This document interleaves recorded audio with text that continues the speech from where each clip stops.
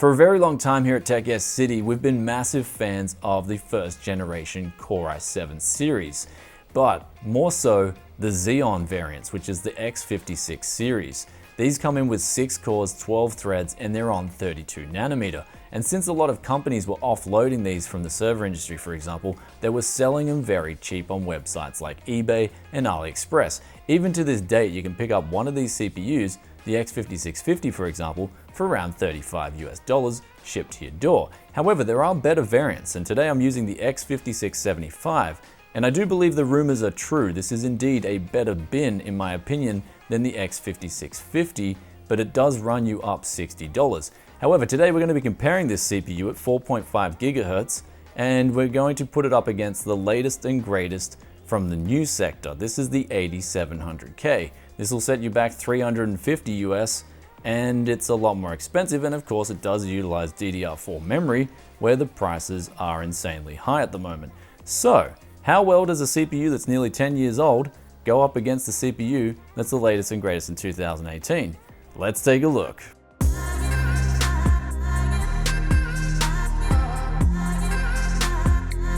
Welcome back to Tech Yes City. Without wasting any more of your time, let's pull up the first benchmark here, CSGO. This is probably going to be the biggest gap between these two CPUs, at least what I measured here. 1080p, very low settings, or at least the lowest settings I can put it on, with a GTX 1080 Ti. So we've got pretty much the best in slot graphics card with the best in slot CPU for the new sector. We're comparing it against, in my opinion, the best in slot used CPU in the used sector. So we scored here 1080p, 593 average FPS with a 0.1% low of 142 on the 8700K. Contrast that to the X5675. We were getting 144.1% lows and 406 average FPS. So it was a bit of a gap here at 1080p, but when we moved up to 1440p, and instead of testing at 4K, which I've done in a few of my previous scenarios, we're testing at 1440p, which is what I play games at, and I feel like the differences at 4K just become so minimal, and not a whole lot of people play at 4K anyway. So we got 458 average FPS versus a 370, with the 0.1% lows being 80 versus 83. So although the 8700K did score a victory in CSGO, it was interesting to see that the 0.1% lows were actually better on the 5675. Might be due to that DDR3 memory with tighter timings, and of course we've got triple channel memory versus dual channel on the 8700K platform. And now the next game we're pulling up for you guys is one of my personal favorites, Dota 2. We tested again at 1080p and also 1440p. 1080p, the results were a slight victory for the 8700K, coming in with 223 average FPS, 0.1% low of 173. Contrast that to 221 average on the X5675 with 158.1% lows. However, it was a little bit of variance in this benchmark, and the 1440p results were virtually the same. So in other words, we weren't really getting a graphically intensive scenario on this game at both 1080p and even 1440p high settings. So you might be sitting back in your chair and thinking, Brian, you've just put up a couple of lightweights. Dota 2, CSGO, they're pretty easy to run. How about the big heavyweight, PUBG? This thing surely will slaughter the X5675.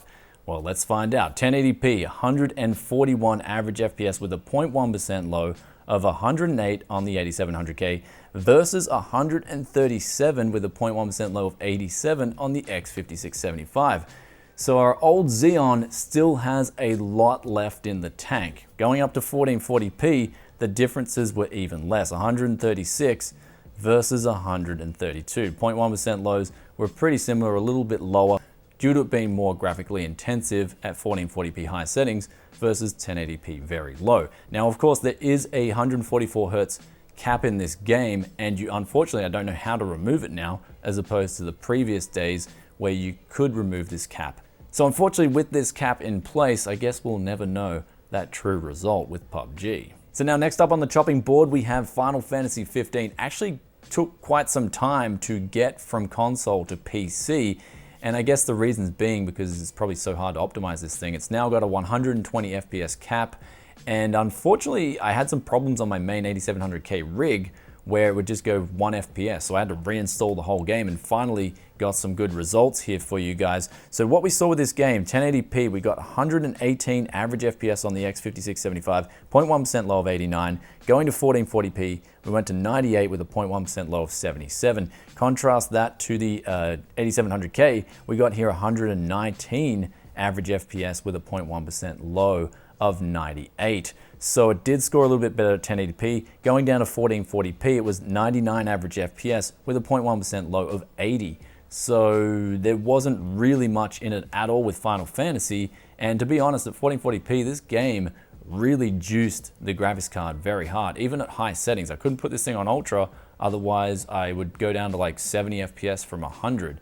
And there honestly wasn't much of a difference between high and ultra settings. I didn't actually notice any difference at all, but yeah.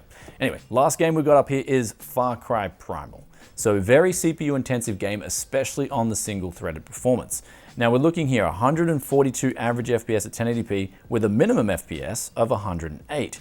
Contrast that to 1440p, we have 113 with a minimum of 86. Going across to the X5670, we had 115 and 86 minimum respectively, and a 94 and 68. So the 8700K did score a 30% victory in Far Cry Primal, and that is probably one of the worst case scenarios, just like CSGO. So really when it came down to it, the X5675 scored extremely well. This was a CPU architecture that's supposedly outdated, but is just absolutely killing it in today's titles. And also a big thing to note before I get on out of here was the games were tested at both 1080p, very low and low settings. That's just to extract the max difference that you could expect in the future out of titles that are CPU intensive. Say if a new PUBG comes out and it's single threaded dependent, you can probably expect around 30% performance increase by going with the latest and greatest. But also tested at 1440p, and instead of testing at 4K, which I don't play games at 4K, I actually play at 1440p, I thought this was very real world, and we saw virtually no difference between these two architectures. So that really shocked me. An architecture that's this old is putting a fight, a really good fight, up against the latest and greatest, and it's also doing it with a much better price performance. Now the last test, this is going to blow your mind. I saved the best till last. We decided to test the input lag on the same monitor and same mouse. So we're using the Logitech G100 and also using the Asus XG35VQ. And this was on CSGO at 1080p, full screen exclusive, two different rigs, but two of the same input and output variables. And I was shocked. The X5675 rig scored about 2 to 3 milliseconds faster latency. So it had, in other words, lower input lag than the 8700K system. I had to go back and double check these figures a couple of times, but that might be due to DDR3 versus DDR4 and maybe some other variables as well. But interesting to know, if you're a competitive gamer and you need the utmost edge, you might want to consider something like the X5675 aggressively overclocked in your main rig. Who knows? Anyway guys, hope you enjoyed today's video. If you did, then be sure to hit that like button. Let me know in the comment section below, do you have an X58 rig, or have you tried one before? Or do you have a new 8700K rig, or don't you have either of these? Love reading your comments and opinions as always, and I'll catch you in another tech video very soon. Peace out for now. Bye. So with that cap enforced, it's a little bit weird. So unfortunately, with that cap in place, I guess we'll just never know the true story with this comparison of this game. Now moving on to, next up we have here is, that's